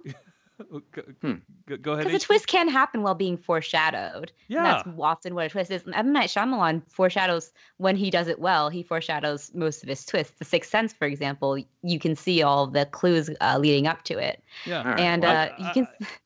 Sorry. You can see the clues in this film, whether they're good clues or not. Yeah, I agree. Like, there's no way, in my opinion, this is not a twist. But I don't want to argue with you about that, Jeff. It's just a semantic argument, and I'll step away from it. But it just felt like it's foreshadowed. I agree. HT put it's it not extremely foreshadowed. well. It's freaking shoved in your face. It's like anyway. Well, go Jeff, ahead. I think you're better at figuring the twists out than me. How about that? We'll leave it at that. No. But Jeff, in the past, we have talked about how some movies have been great video game movies, but they're not actually based on video games, right? So Yes. like Hardcore Henry is a video Henry, game yeah. movie, but it's not it's not like Assassin's Creed. It's not based on the video game, right? Live, Die, Repeat. is Live, Die, another Repeat, one. great video game movie. Jumanji, Welcome to the Jungle. Very good. Yes. Great example, HT. Is Serenity a great video game movie, Jeff? Serenity is a video game movie made by someone who's never played a video game in That's their what I've life. said. It's like they don't have the most basic understanding of how video games operate. So the reason you're saying that we should say that, again, spoiler for this entire movie, the basic premise. Yeah, the of this film, story of the movie is that this guy named Baker Dill, right, played by Matthew McConaughey, is approached. He's trying to catch a fish called Justice. He's living on this island called Plymouth Island. He's trying to catch a fish called Justice. And then his ex-wife, Anne Hathaway, comes and meets him and says, "Hey, my new husband, that's not you, Baker Dill, beats me and my son horribly, and we need you to murder my husband. Take him out on your boat and Take him dump on your over the boat, side. get him Yeah. drunk, throw him over the side. We need you to murder him so that me and my son can be free, and maybe we'll all be together again. And your son, my son, and your son. My son and your son. It's the same son. Yes. And so everything's like kind of like in this heightened reality, right? Like people are talking in an over the top way. The island is kind of weird. It's kind of this nondescript place. You don't know where it's located. And then There are halfway weird through the symbols, movie, and he thinks people talk cryptically, and there's symbols that sort of represent his chase for this fish, and it's Yeah. like a dream fugue state kind of. Yes. a couple of other things that are interesting. Like everyone on the island seems to know everything that happens on the island, right? So that's kind of interesting. Which I thought actually was kind of a cool. That was like, cool. That was cool. Yeah. Pretty cool. in another movie where there's an island where everybody knows everything, I think that's a kind of a cool premise, Yeah, a cool yeah. setting. The thing is, the first half of this movie plays nothing like a video game because it plays more like a hard-boiled pulp novel from Yeah. the 40s. Yeah. And if that was the reveal, it would make sense to me. It's like But noir there- set on a beach, right? Yeah, Basically, exactly. But this reveal makes no sense from what it leads up to it. So we should also mention, by the way, that Matthew McConaughey, the Baker Dill character, he sometimes runs out of money, and a woman played by Diane Lane pays him for sex, right? Right. Because he's down on his luck. This woman pays him for sex. So all this fucked up stuff has occurred during the course of this movie already, and about 45 minutes into the movie, it is dropped. Jeremy Strong plays this guy who is like trying to supply Matthew McConaughey with a fish finder, and he accidentally reveals that, oh, by the way, everyone here is in a video game that's been programmed by this kid who's kind of Matthew McConaughey has a real life counterpart, and it's his son in real life that has programmed this video game that they're all living in, right? Right. And I guess the reveal at the end is that he died in Iraq Yes. as a soldier, and the kid made this video game to reconnect with his dad, created an AI so sophisticated that it was actually his dad in the video game. Yes. And then I want to step through the logic of this movie because it makes no goddamn sense in the world. Yeah. Okay. Yeah. So he somehow created a virtual version of his father that is unaware that he's in a video game. Yep. Right. Puts his father in on an island and fishing because he has a genuine memory of he and his father trying to fish one time, and it's a good memory, so he decided to make his father a fisherman. I'm with you so far. Right? In real life, he has a stepfather who is abusive to he and his mother. So somehow playing the game is going to get him the courage to actually do something and defend his mother by murdering the stepfather. Because if he makes his virtual dad do it in the game, somehow that gives him the courage to do it in real life. But yeah. I mean, Jeff, you're not even touching upon the most troubling parts of this movie, right? Oh no, we haven't even gotten to the crazy shit yet. Okay. I'm just trying to get to the basic spine of motivation. Yes. Yes, I think that is correct, right? HT. Which yeah, go ahead. On the face of it is insane. Like, I mean, I actually don't think it's that crazy, right? Like the idea that like you would play a video game version of something to get up the courage to do that thing in real life. I don't think it's like that outside the realm of possibility. Also, I'm wondering. So the son programmed this entire game. Is that correct? Or is he just programmed? He either programmed it or he modified an existing game. It's not super clear, right? Yeah, because I couldn't tell if he had programmed this entire game, and if he had, then why would his game be fighting against him in his attempt to make his digital dad, murder his digital stepfather? Right. So I'm guessing he like just is tinkering with the game, and it's fighting back against him in his attempt to turn this fishing game, this mundane fishing game, into a murder game. The concept that his AI dad would be in this video game makes literally every other character in the video game universe not make any sense whatsoever. There's no purpose for any other character in the movie. And none of them behave like if you had felt like they were giving quests or doing things that video game NPCs would do, or behaving in ways that video game NPCs would do, and you somehow at the end realize, oh, they were video game characters the whole time. That explains their strange behavior. Yeah. We should say that NPC stands for like non-player characters. It's like the computer characters that you meet in a game. Right. And in general, in a video game, NPCs have a function, right? They're like there to sell you stuff, or they're there to give you information about what you're supposed to do, or whatever, right? Send you on quests and give you tasks to do. Or if there had been some sort of Wizard of Oz-esque moment where everyone in the game had a real life counterpart, and we had seen who Diane Lane was in real life. Right. But none of that happens. None of them behave in any way that makes any sense. And HT, you're absolutely right. They are actively trying to talk him out of doing the thing that ostensibly the entire game was programmed to facilitate. Right. Okay, but we got to start talking about how messed up this movie is, right?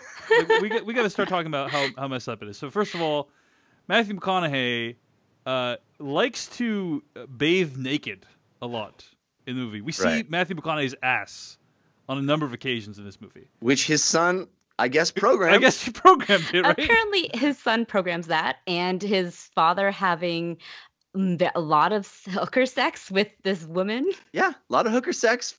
For Gigolo sex, I think, is the correct term. But it's for his dad to procure money, which he theoretically could just give his dad.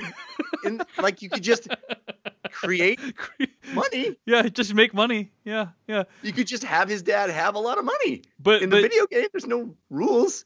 He's the god of that world. He pairs up his dad with Jaimon Hunsu's character.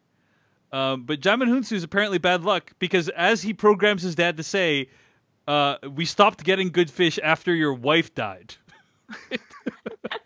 Which is a pretty fucked up thing to say, right? Like, just as a basic thing in real life, you wouldn't say that to a real person, like, unless you were a terrible human being. But this kid apparently has a positive memory of his dad, right? But Jaimon Hunsu has no function in this movie other than to try to talk him out of killing the guy. Yes. And the way that he tries to talk him out of doing this is at one point he hires a gang of, I don't know, like Argentinians or something to break the hands of Jason Clarke's character so that he can't go fishing.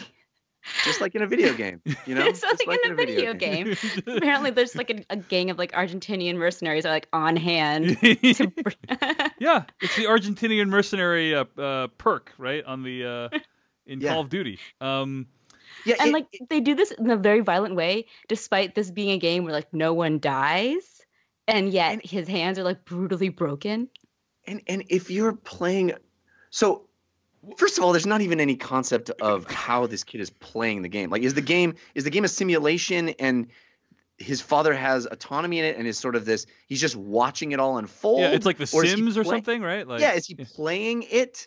Because if so, there's literally no reason for any scene that doesn't involve Matthew McConaughey. Because right in a video game, you don't cut away to other character. I mean, I guess you do in cutscenes, but this it doesn't make any sense. Yeah. Also, to go back to your Argentinian mercenary point, like my favorite part of that scene is how that all happened while Anne Hathaway's character was apparently asleep. Like they drag him out of bed, brutally beat him, and she wakes up, and there's blood everywhere. Yeah, I love how he's a man of God, and his whole plan to get him to stop murdering him will just injure him to the extreme. Let's mess up this other guy real badly, right? It is. So it's super weird. And again, if there was an analog to it, that like in the real world, the stepfather's hand had been broken. And so he had to incorporate that into the game. Like if there had been any reason for anything. Well, Jeff, I think one of the weaknesses in the film you're pointing to is that one of the weaknesses. You just don't have enough knowledge of the real world, right? For instance, this kid programs the Anne Hathaway character in the game to basically kind of be a gold digger, right? Who is undesirable to Matthew McConaughey, right? He does program his dad and mom to fuck, which is super weird. Right, in a very upsetting fashion, too, because upsetting. He basically says something like, I've won, right? Like, I've beat the husband. Yeah. The way you would never want to imagine your parents fucking. That is the way that he programs them having sex. While she has like all these scars and all over the place. And it's very like this kid has a really messed up imagination. But okay, so he programs her to be this terrible person because presumably he sees her that way, right? But in real life, she was probably just trying to move on with her life, right? Like Matthew McConaughey's character died in the war, and like she's just trying to move on. She marries this guy who I think the news report reveals is a construction worker. Yeah, he wasn't even wealthy in real life. Yeah, it's not like he's wealthy in real life. Right. She's just trying to like get some kind of semblance of stability into their lives. But he has programmed her as this like horrifying, gold digging person who only cares about money and manipulation and stuff like that. Like that. And we never even get to see Anne Hathaway in real life. Right. We don't know. Like she's the sort of Barbie doll in the video game world, but we don't know if that's accurate or inaccurate. Yeah. Yeah. It's all disembodied VO. Dave and I had a brief text exchange after we both walked out of this movie. And I think there is an argument to be made that the entire video game twist, such as it is, was tacked on. Because nothing in this movie seems to have been built with that in mind. It's kind of a stretch. All of it is delivered in voiceover at the end. Mm-hmm. It's kind of a stretch, Jeff, because there is that big visual effects sequence at the end, and also the Jeremy Strong character who plays Reed Miller, the fish guy. Yeah. Like his whole role in the movie. I mean, that's the thing is like, why would you? What this movie indicates is that this kid has basically programmed self-aware AI, like in a Black Mirror way. Yes. These AI are self-aware. He made, for some reason, maps in the game that are so stupid that people can look at them and realize that they're in a game, right? HT, I feel we are dominating this conversation too much. Like, I'm sorry. Your thoughts on how this twist plays out? I'm in agreement with both you and how like bonkers and bizarre this film is. I did feel like this movie was leading up to some sort of conspiracy or twist. Towards the beginning of the movie, we we find out that Matthew McConaughey and his son have some sort of telepathic connection. Right. So for a long time, I was like, maybe his son is God or has like godlike powers. And for some reason, that was something that I would have bought more than like this video game twist. Anything other than that, honestly, like if this was like a book that they're in, or if there was some sort of like adjustment bureau twist in which they are simply pawns in some greater scheme that is being controlled by some omniscient presence, some sort of like vast conspiracy that is just like taken over this island. The video game thing, the only thing that leads up to it is the little intercuts of the son playing that game, right? Coding as his mother and stepfather are fighting, and everything else just like does not track at all with this video game metaphor, because obviously Stephen Knight does not know what a video game is. Yeah, it's like he's never played one. And you bring up, Dave, you brought up that moment at the end where he reprograms the world to be much better. Yes, like and everything like starts falling around, like apart around him, reconfiguring itself around him. Yeah, there's literally nothing to prevent him from having done that right at the beginning of the movie. Well, there's the only thing, like, I don't get why you would create this hellscape for your virtual dad, where he's tormented endlessly by a fish and by having no money and having to whore himself out in order to get money. Like he's created a torture simulator for a virtual version of his dad that evidently has autonomy and in life in some way. Like he's created life and then tortured that life, all to get to the point where he can murder someone. I mean, he literally stabs a man in the chest with a knife, right? That's the moment of grand transcendence that he feels, where then he can now change the game to being less of a torture simulator for his dad. Yes. Yes.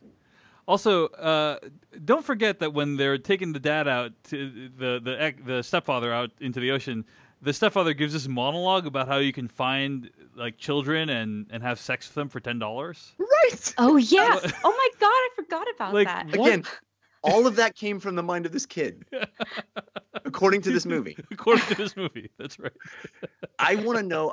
Another thing that really bothers me is I want to know who told Anne Hathaway to take this part and why she agreed. Like, fire your agent. Like she is the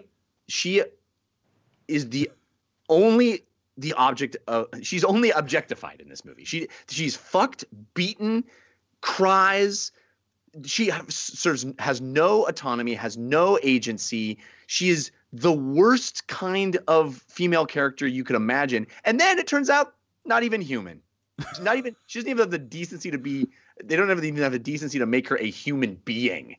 It's crazy to me that she took this part. I've read a really interesting article by Ingu Kang about how this movie is terrible because it basically frames Anne Hathaway's character's suffering as basically the only function of it is to advance along the plot development or the character development of the male characters.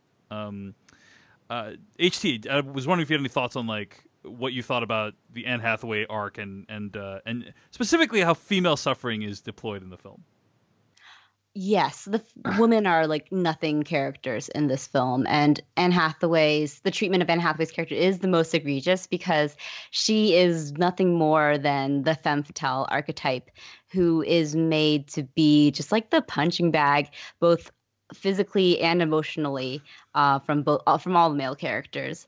And it does kind of and suggests that the son has a very poor view of his mother. Yeah. And I mean, like, it's just you're at a loss. You're literally at a loss. I'm at a loss because this movie. Think about Diane Lane's character, another actress I greatly admire. Don't know why she said yes to this movie. I don't know. This movie is jam-packed with great actors. Academy Award-winning acters. It doesn't make any damn sense. Matthew McConaughey and Anne Hathaway both Oscar winners. Yep. But okay, so let's not even talk about the fact that her only function in the entire movie is to fuck and pay Matthew McConaughey. That's all she does. The only other times we see her are when she is standing in her house looking out the window at him, which if she is a video game NPC makes absolutely no sense whatsoever.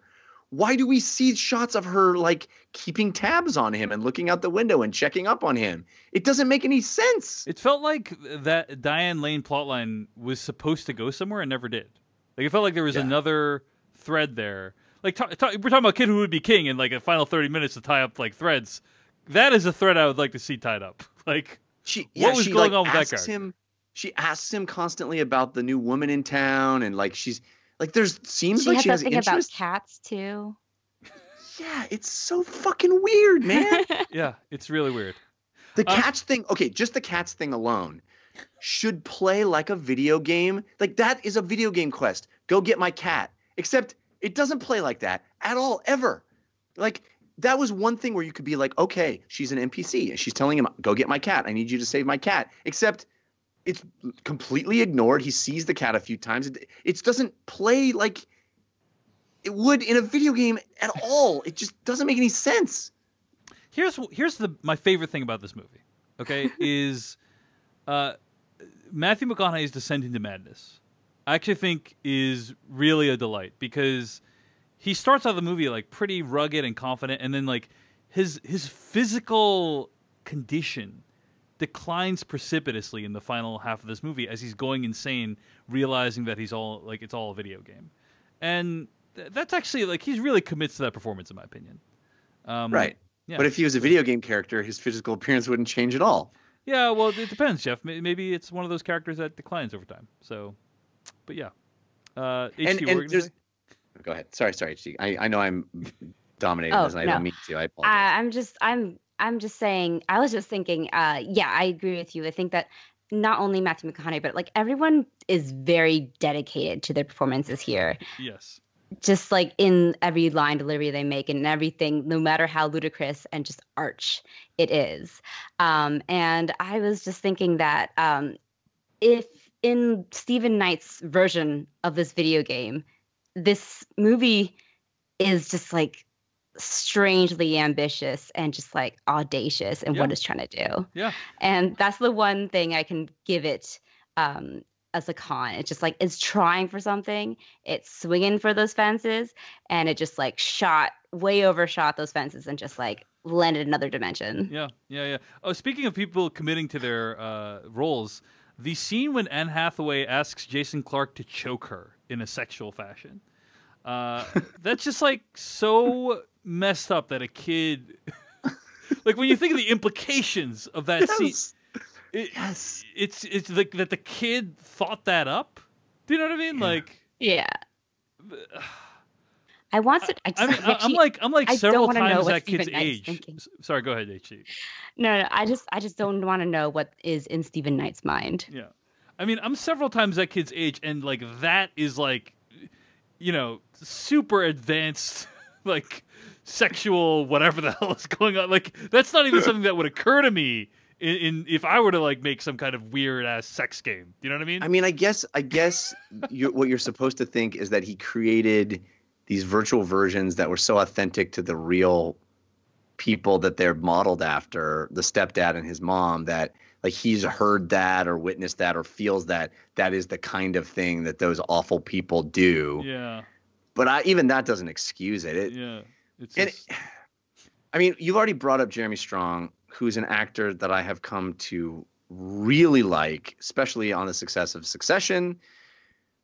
And HG, you brought this up too. The sort of when we start to see the weirdness of this world, and he's like always trying to catch up with Matthew McConaughey, and he kind of first appears and walks along the beach, and in his suit, it doesn't fit where he is, and I was genuinely curious, like, what's going on with this?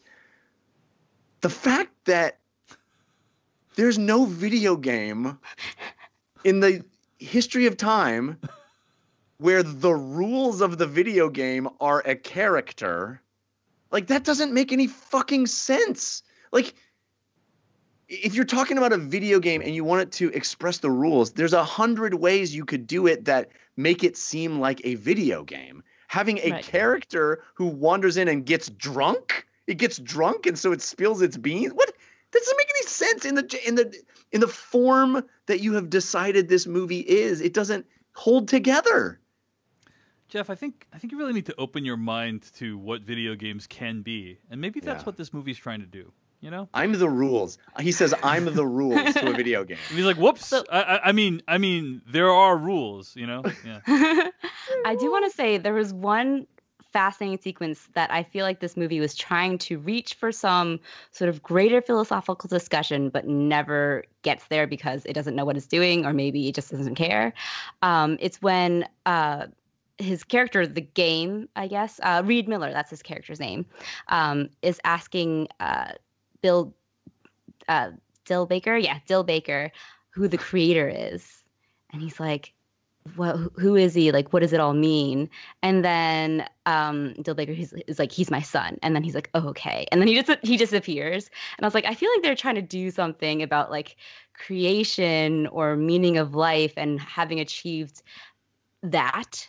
And then they kind of pass it by. Yeah, I mean, you know, one movie that's really stuck with me, despite not being a very good movie, is like Prometheus, right? And there's a scene in Prometheus when, I'm like butchering this scene, so I apologize that I'm butchering it. But he's basically like, why do you think, like one of the characters says like, you know, why were we made? And then the robot played by Michael Fassbender, David, he's like, well, why did you make me? And then the guy responds, well, we made you because we could. And he says, imagine receiving that as an answer to that question, right? Like that, like why were humans created? And it's like, well, because they could, because people felt like it, and they made humanity. That idea has stuck with me, right, since then. And so it feel like this movie kind of touches upon that. It's like, what are we doing here? We're serving at the whims of this child who has an extremely advanced understanding of sexuality, but not much understanding of like real life adult behavior. And there's something really kind of hopeless and despairing about that I don't think the movie really explores enough, per what you said, HD. So. Mm-hmm. And his name is Baker Dill because he had a teacher whose name was Dylan Baker. So he decided to create his dad in a video game perfectly, to the point where the dad didn't know he wasn't real. Yeah. But rename his dad after his teacher, but for some reason do the words backwards so that his dad wouldn't know he was his dad? Yeah. All right. Well, I think that's going to bring us to the end of the review, Jeff. Any other questions you have? But he could talk to his dad, and he sometimes did, but not enough to like actually want to hang out with his dad. You created your dad in the video game. You could just hang out with your dad that you miss. Well, they do actually gain that ability at the end of the film, Jeff. So because it all works out. He decided it's okay now to do that after he murdered his father. Yeah, he decided. After he murdered his father, he decided he was going to escape his reality and live in this perfect video game world, which until then was a rotting hellscape. It's like, I mean, forgive me, I don't want to attack. Stephen Knight has made some good movies, but it's like he watched Black Mirror and learned all the wrong lessons from it and was like, I could do that. I could make a Black Mirror episode. HC, you want to have the last word on this? Oh, me? Yeah. I think that this movie was trying for something that was audacious and weird and definitely vaguely entertaining, but it was also a trash movie that was not well done. But I do want to applaud it for its ambition. All right. I think that's a great place to end it, Jeff. I mean, I feel like this movie has really broken your brain. It's the fact that no matter what angle you come at it from, it's like if it's like a sweater where if you pull a thread, it unravels, but literally any thread from any angle that you pull, it will unravel. There's no part of the sweater that holds together. Yeah, and I have a hard time. I just have a hard time. I'm having a hard time, guys. I'm sorry. Yeah. Send reflections, condolences, send help to Jeff Kanata. All right. Thanks for listening. We'll see you next week.